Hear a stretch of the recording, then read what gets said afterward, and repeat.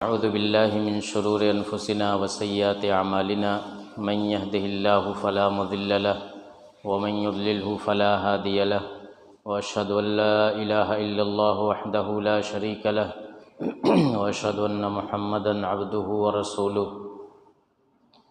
يا أيها الذين آمنوا اتقوا الله حق تقاته ولا تموتن إلا وأنتم مسلمون يا أيها الناس اتقوا ربكم الذي خلقكم من نفس واحدة وخلق منها زوجها وبث منهما رجالا كثيرا ونساء واتقوا الله الذي تساءلون به والأرحام إن الله كان عليكم رقيبا يا أيها الذين آمنوا اتقوا الله وقولوا قولا سديدا يصلح لكم أعمالكم ويغفر لكم ذنوبكم ومن يطع الله ورسوله فقد فاز فوزا عظيما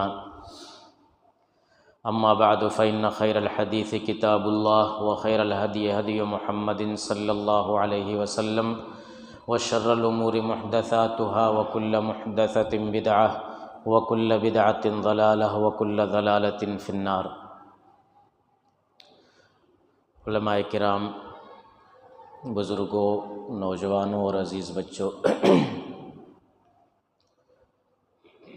جیسا کہ آپ کو معلوم ہے کہ ہم اس وقت شعبان کے مہینے سے گزر رہے ہیں۔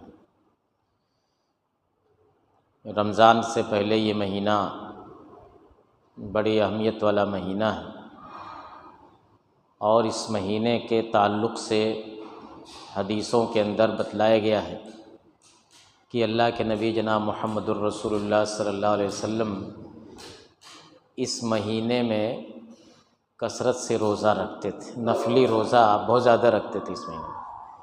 ویسے تو پورے سال نفلی روزہ رکھنے کی آپ کی عادت تھی، لیکن اس مہینے میں خاص طور سے حدیثوں میں آتا ہے کہ تقریباً پورا مہینہ، آخر کے ایک دو روز چھوڑ کر کے لگ بھگ پورا مہینہ ہی روزہ رکھتے تھے۔ یہ رمضان کے استقبال میں اور رمضان کے لیے اپنے آپ کو تیار رکھنے کے لیے۔ ہمارے معاشرے میں شعبان کا کچھ تصور ہی اور ہے۔ شعبان کو جانا جاتا ہے شب برات سے، اور شب برات کا مطلب ایک طبقے کے یہاں یا مسلمانوں کے ایک بڑی تعداد کے یہاں شب برات کا مطلب ایک تہوار ہوتا ہے، مکمل تہوار۔ جو کام ہم اور آپ تہوار کے موقع پر کرتے ہیں، یعنی اچھے اچھے کپڑے بنواتے ہیں اور جوتا چپل خریدتے ہیں اور کھانے پینے کا انتظام کرتے ہیں، وہ سارے انتظامات، سارے لوازمات وہ اس موقع پر کرتے ہیں۔ ایک مستقل تہوار، ایک مستقل عید کہہ لیجیے، اس میں کوئی ہم مبالغہ نہیں کر رہے ہیں۔ آپ جا کر کے سماج کے اندر دیکھ سکتے ہیں کہ یہ سب کچھ ہوتا ہے، کہیں علی اعلان ہوتا ہے، کہیں چھپ چھپا کر کے ہوتا ہے۔ تو ہمارا معاملہ یہ ہے کہ کوئی بھی چیز ہم جب دین سے جوڑ کر کے دیکھتے ہیں، اسلام سے جوڑ کر کے دیکھتے ہیں، تو اس کو چیک کرتے ہیں کہ کیا یہ چیز اسلام کے اندر ہے بھی کہ نہیں۔ آج علم کا، تحقیق کا زمانہ ہے، بچہ ہوشیار ہو چکا ہے۔ کسی کو کوئی سامان لینا ہوتا ہے تو 10 بار اس کو چیک کرتا ہے کہ جو سامان میں خرید رہا ہوں اوریجنل ہے کہ نہیں۔ دھوکہ دھڑی عام ہے، تو اس لیے کچھ بھی لینے سے پہلے آدمی جو ہے دیکھتا ہے کہ جو سامان میں لے رہا ہوں وہ صحیح ہے کہ غلط ہے، ڈپلیکیٹ تو نہیں ہے، بناوٹی تو نہیں ہے، اس میں ملاوٹ تو نہیں ہے۔ لیکن دین کے معاملے میں بس جو بھی آئے آنے دو۔ باپ دادا سے یہ سنتے چلے آ رہے ہیں، ٹھیک ہے ہمارے باپ دادا بھی مناتے تھے شب برات، وہ بھی قبرستان جاتے تھے، وہ بھی اس دن پکوان پکاتے تھے، وہ بھی 15ویں شعبان کو روزہ رکھتے تھے، وہ بھی رات کو جاگتے تھے۔ بس یہی کافی ہمارے لیے، باپ دادا کرتے تھے ہم بھی کریں گے؟ نہیں، جیسے ہر چیز میں آپ اوریجنل تلاش کرتے ہیں اور ہر چیز کی چھان پھٹک کرتے ہیں، ویسے ہی جو ہے دین کو بھی، مذہب کو بھی اور عقیدے کو بھی چھان پھٹک کے لیجئے۔ جس عمل پر قرآن اور سنت کی مہر نہ لگی ہو اس عمل کو چھوڑ دیجیے، اسی کا نام اسلام ہے۔ یا ایھا الذین آمنوا اطیعوا اللہ واطیعوا الرسول، اللہ کی اطاعت، رسول کی اطاعت۔ اور یہ کہاں سے پتہ چلے گا؟ قرآن سے پتہ چلے گا اور حدیث سے پتہ چلے گا۔ حدیثوں میں بھی صحیح حدیث ہونی چاہیے، اس لیے کہ حدیثوں میں ایک تعداد لوگوں نے داخل کر دی ہے من گھڑت حدیثوں کی، بنائی گئی حدیثیں غلط چیزوں کو رواج دینے کے لیے، یہاں تک کہ آپ کا یہ جو شب برات کا معاملہ ہے نا، اس سلسلے میں بھی بڑی حدیثیں گڑھی گئی، حدیثیں بنائی گئی ریڈی میڈ، اور ان کو اللہ کے نبی صلی اللہ علیہ وسلم کی طرف منسوب کر دیا گیا کہ اللہ کے رسول نے یہ فرمایا، اللہ کے رسول نے یہ فرمایا، تاکہ لوگ یہ غلط کام کریں۔ تو اس لیے ہم جیسے اور معاملات میں محتاط رہتے ہیں، اسی طریقے سے ہمیں دین کے معاملے میں بھی محتاط رہنا پڑے گا، تاکہ کل کے دن جب ہمارا حساب کتاب ہو تو ہمارے پاس جو بھی عمل ہو، تھوڑا یا زیادہ، وہ عمل جو ہے ایسا عمل ہو جو اللہ کے یہاں قابل قبول ہو۔ تو اس سلسلے میں سب سے پہلی چیز جو آپ کے مطالعے میں آتی ہے، جس کا ہم نے تذکرہ کیا، کہ کچھ لوگ اس کو باقاعدہ جشن یا تہوار کے طور پر مناتے ہیں، اور اس کے لیے وہ تمام اہتمام کرتے ہیں جو ہم اپنے تہوار، اور ہمارے پاس تو بس 2 ہی تہوار ہیں، عید اور بقرعید، عید الفطر اور عید الاضحیٰ، کوئی تیسرا تہوار نہیں۔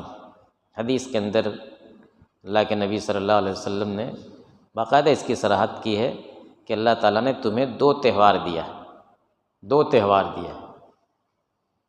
اب اگر کوئی تیسرا تہوار ہے تو ظاہر بات ہے کہ وہ سب کچھ ہو سکتا ہے لیکن دین نہیں ہو سکتا۔ ایک بات میں شروع ہی میں عرض کرتا چلوں کہ جتنی باتیں اس تعلق سے کہی جائیں گی، ایسا نہیں کہ یہ صرف اہل حدیث کا عقیدہ ہے، اس معاملے میں علماء دیوبند نے بھی یہی باتیں کہی ہیں جو اہل حدیث کہتے ہیں، یعنی اس سلسلے میں جو کچھ کام بھی کیا جاتا ہے ان میں اکثر کا شریعت سے کوئی ثبوت نہیں ہے، وہ بھی منع کرتے ہیں۔ ان کے فتاوے موجود ہیں، ان کی کتابیں موجود ہیں، مولانا اشرف علی تھانوی، مولانا رشید احمد گنگوہی، پرانے علماء میں ملا علی قاری، اور ایک بڑی تعداد ہے علماء دیوبند کی جنہوں نے صاف لکھا ہے، اور پھر فتاویٰ کی جتنی کتابیں ہیں ان کی، اس میں انہوں نے اس طرح کے سوالات کے جواب دیے ہیں، صاف لکھا ہے کہ ان کا کوئی شریعت سے کوئی ثبوت نہیں۔ یہ تہوار منانے کے سلسلے میں بھی ابھی جو ہے شب معراج منائی گئی، وہ بھی ایک تہوار کے طور پر منائی گئی، اس کا بھی کوئی ثبوت نہیں۔ ابھی یہ شب برات، اس کا بھی کوئی ثبوت نہیں۔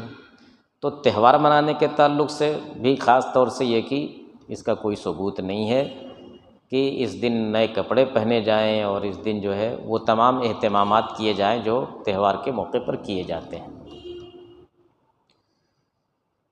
اس کے علاوہ کیا ہوتا ہے؟ چراغاں ہوتا ہے، دیے جلائے جاتے ہیں۔ پہلے تو یہ دیا جلایا جاتا تھا جو مٹی کے برتن میں رکھ کر کے، تیل رکھ کر کے جلایا جاتا تھا۔ اب زمانہ ترقی کر چکا ہے، اب برقی دیے جلتے ہیں، بجلی کے قمقمے اور طرح طرح کے یہ سب چیزیں ہوتی ہیں جس کو آپ جانتے ہیں۔ مسجدوں کو سجایا جاتا ہے ان لائٹوں سے اور قمقموں سے، مکانوں کو سجایا جاتا ہے، قبرستان میں روشنی کی جاتی ہے، ہر طرف کہتے ہیں کہ نور کی بارش ہو رہی ہے۔ یہ آگ جلانا اور چراغاں کرنا، اس میں دو چیز ہے۔ ایک تو یہ کہ یہ مجوسیوں کے یہاں سے آئی، علماء نے صراحت سے لکھا۔ مولانا عبدالحق محدث دہلوی ہمارے ہندوستان ہی کے ایک پرانے علماء میں سے ہیں، 400 سال تقریباً پہلے کے۔ انہوں نے لکھا ہے کہ یہ رسم جو ہے ہندوستان کے علاوہ کہیں اور نہیں پائی جاتی ہے، اور انہوں نے لکھا ہے کہ یہ چیز ایک تو یہ کہ مجوسیوں کے یہاں سے آئی ہے۔ مجوسی جو آگ کی پوجا کرتے تھے، آتش پرست تھے، وہ آگ کی پوجا کرتے تھے، ان میں سے کچھ لوگ اسلام میں داخل ہو گئے، لیکن ان کے اندر جو شروع سے آگ سے محبت تھی، آگ کی پوجا کرنے کی عادت تھی، وہ گئی نہیں تھی۔ تو وہ کیا کرتے تھے کہ نماز پڑھتے تھے، خاص طور سے مسجدوں کے اندر، تو سامنے جو ہے کچھ جلا کر کے رکھے رہتے تھے کہ ادھر نماز بھی پڑھ رہے ہیں، ادھر آگ کی پوجا بھی ہو رہی ہے۔ تو ایک تو وہاں سے یہ چیز آئی ہے، دوسرے یہ ہے کہ ہمارے برادران وطن جو ہیں ہندوستان کے مشرکین بت پرست، ان کے یہاں یہ چیز پائی جاتی ہے۔ دیوالی کے موقع پر چراغاں کرتے کہ نہیں کرتے ہیں؟ وہ لوگ دیے جلاتے ہیں اور قمقمے لگاتے ہیں اور اپنے گھروں کو، اپنے دکانوں کو روشنی سے سجاتے ہیں۔ تو ایک تو مجوسیت اور دوسرے یہ کہ بت پرستی، دو چیزوں یعنی دونوں غیر اسلامی چیز ہے، وہاں سے یہ چیز لی گئی ہے۔ تو ظاہر بات ہے کہ ہمارا دین تو مکمل دین ہے، ہمیں دوسروں سے لینے کی کوئی ضرورت نہیں ہے کہ دوسروں کو دیکھ دیکھ کر کے یہ چیز ہمارے یہاں نہیں ہے، اب ہمارے یہاں چراغاں نہیں کیا جاتا ہے تو لے آؤ ان کے یہاں سے لے لو، ایسا کچھ نہیں ہے۔ اس سے بڑی سختی سے روکا گیا ہے۔ ہمارا دین مکمل دین ہے، اس میں کہیں سے لینے دینے کی کوئی معاملہ نہیں۔ اگر ہم اس طرح کا تصور رکھتے ہیں تو گویا کہ ہم اللہ کے نبی صلی اللہ علیہ وسلم پر الزام لگاتے ہیں کہ انہوں نے پوری بات ہم کو نہیں بتائی، دین کی ساری باتیں نہیں بتائی، کچھ چیزیں رہ گئی تھی جس کو ہم پورا کر رہے ہیں دوسروں سے لے کر کے۔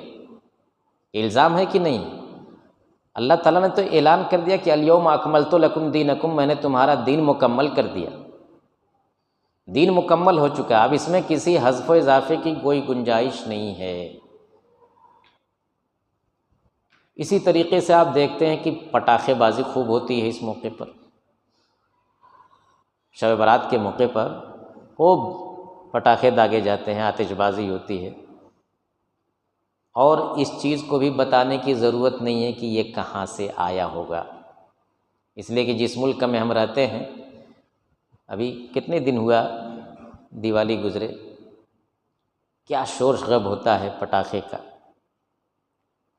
تو یہ سیدھے سیدھے وہیں سے آیا ہے، کیونکہ ہم زمانے سے ان کے ساتھ رہتے چلے آئے ہیں، تو ان کو دیکھ کر کے ہم نے ان سے یہ چیز لے لیا۔ بھائی پٹاخے کا دین یا مذہب سے کوئی تعلق ہو سکتا ہے؟ آپ خود سوچئے، یہ پٹاخہ جو سراسر جو ہے ایک تکلیف دہ چیز ہے، اس کا کوئی فائدہ نہیں سوائے اس کے کہ اس میں پیسہ برباد ہوتا ہے، اس سے جان کو خطرہ، مال کو خطرہ، بچوں کی غلط تربیت، لوگوں کو تکلیف پہنچانا، یعنی دیوالی وغیرہ کے موقع پر یہ جو پٹاخے بازی ہوتی ہے، آپ رپورٹیں پڑھیے کہ کتنا نقصان ہوتا ہے، کتنے دمہ وغیرہ کے مریض ہیں، ان کو سانس لینا مشکل ہوتا ہے، تو مریض کیا تو عام انسان، یعنی ایسا پردوشن ہوتا ہے اور ہوا اتنی ملوث ہو جاتی ہے کہ سانس لینا دشوار ہوتا ہے، باقی کتنے لوگ اس کی وجہ سے جھلس کر کے مر جاتے ہیں، کتنے کا ہاتھ جل گیا، کتنے کا کچھ جل گیا، ایک طرف تو یہ دعویٰ کرتے ہیں کہ بڑی مقدس رات ہے، بڑی متبرک رات ہے، تو اتنی مقدس رات ہے تو اس میں اتنا گل گپاڑا کرنے کی ضرورت؟ پٹاخے بازی سے کسی چیز کو مقدس بنایا جا سکتا ہے؟ مقدس تو وہ چیز ہوتی ہے جس میں کے اندر بڑا سکون ہو، بڑا اطمینان ہو، بڑا احترام ہو۔ تو یہ چیز بھی ہم نے دوسروں سے لی ہے، تو اس میں کئی طرح کا نقصان ہے۔ بھائی پیسہ آپ پٹاخہ جلاتے ہیں گویا کہ آپ نوٹ لے کر کے اس کو ماچس سے جلا رہے ہیں، اس سے زیادہ اور کچھ نہیں کہا جا سکتا۔ دوسری بات یہ کہ پیسے کی بربادی ہوتی ہے۔ تیسرے یہ کہ نقصان ہوتا ہے، جانی نقصان ہوتا ہے، مالی نقصان ہوتا ہے۔ اسی طریقے سے لوگوں کو تکلیف پہنچائی جاتی ہے۔ کتنے لوگ پٹاخے کی آواز سن کر کے ان کی حالت خراب ہو جاتی ہے۔ اگر قریب میں ان کے کوئی پٹاخہ کی آواز سن لیا انہوں نے، اور خاص طور سے تیز آواز ہے، تو ان کی حالت بگڑ جاتی ہے۔ اور باقی جو لوگ ہیں تو ہیں، پوری رات شور شرابہ، پوری رات لوگوں کو تکلیف پہنچائی جاتی ہے۔ اور سب سے بڑی بات یہ ہے کہ اس کا نہ دین سے کوئی تعلق ہے، نہ مذہب سے کوئی تعلق ہے، اگر ہے بھی تو دوسرے کے دین سے، دوسرے کے مذہب سے تعلق ہے۔ اس کے بعد نمبر آتا ہے گھروں کی صفائی کا۔ شب برات کے نام سے گھروں کی لیپا پوتی اور چونا کاری شروع ہو جاتی ہے، دیکھتے ہیں کہ نہیں دیکھتے ہیں؟ دکانوں کی صفائی، گھروں کی صفائی، مسجدوں کی صفائی، قبرستان کی صفائی۔ صفائی تو بڑی اچھی چیز ہے اسلام کے اندر، اسلام نے صفائی پر زور دیا ہے، بہت زیادہ زور دیا ہے، لیکن افسوس کی بات یہ ہے کہ گندگی ہماری شناخت بن چکی، ہمارے محلے، ہمارے علاقے اسی سے پہچانے جاتے ہیں کہ یہ مسلمانوں کا علاقہ ہے۔ جہاں سے گندگی شروع ہو جائے وہ سمجھ جاؤ کہ مسلمانوں کا علاقہ ہے۔ ایک دن کے لیے ہمارا اسلام جاگتا ہے کہ چلو بھائی اب صفائی، شب برات آ رہی، اب صفائی کرو، گھر کی صفائی کرو، دکان کی صفائی کرو، مکان مسجد کی صفائی کرو، قبرستان کی صفائی کرو۔ اس کے لیے کیا دلیل ہے آپ کے پاس؟ اور پھر ہم وہیں جائیں گے، دیوالی کے موقع پر آپ جوڑتے ہیں کہ دیکھتے ہیں کہ نہیں وہ لوگ صفائی کراتے ہیں کہ نہیں اپنے مکانوں کی، دکانوں کی؟